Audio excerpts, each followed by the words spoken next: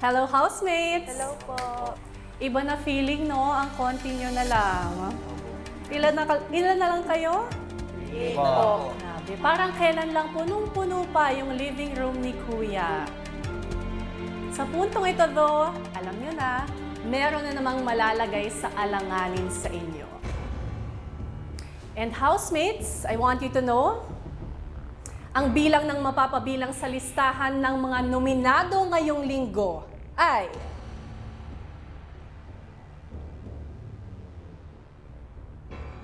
tatlo.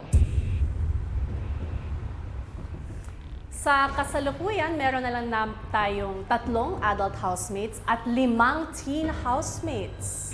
Sa tingin nyo, kaninong grupo kaya magmumula ang mga nominado? Magsisimula tayo sa inyo, adult housemates, JM, Binsoy at Colette. Sino nga ba sa inyo ang tila wala na sa lugar yung pagiging pa-involve sa lahat ng mga bagay?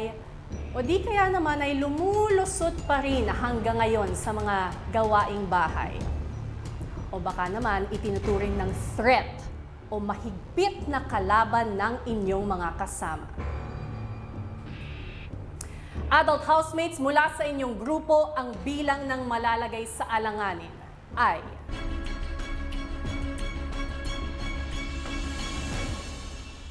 wala. Congratulations!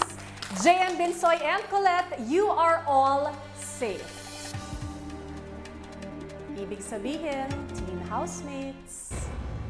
Yes, sa grupo ninyo manggagaling ang ating tatlong nominado.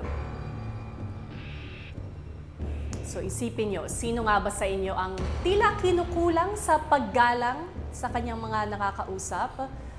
O di kaya kinulang sa ambag sa inyong mga nagawang tasks? Or yung walang konsiderasyon pagdating sa pagkain ng kanyang mga kasama? Magsisimula ako sa inyo, Fiang, Kai at Rain. Mula sa inyo, girls, ang bilang ng nominado ay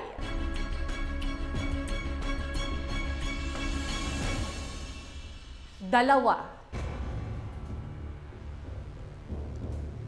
Ang una kong tatawagin ay pangalan ng unang nasa listahan ng mga nominado. At ang housemate na yon ay ikaw.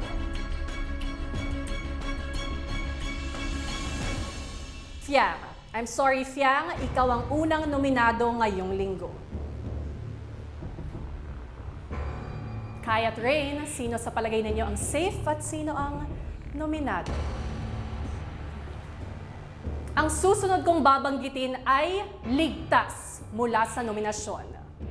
Isang linggo ka pang mapapanatag dahil hindi ka kabilang sa mga nominado.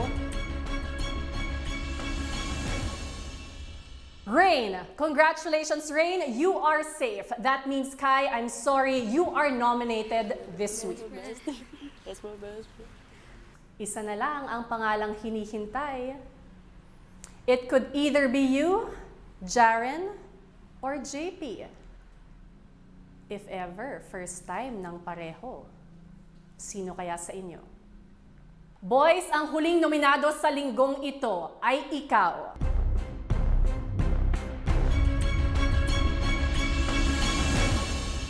Jaren. I'm sorry, Jaren, you are nominated this week. That means, JP, you are safe. Congratulations.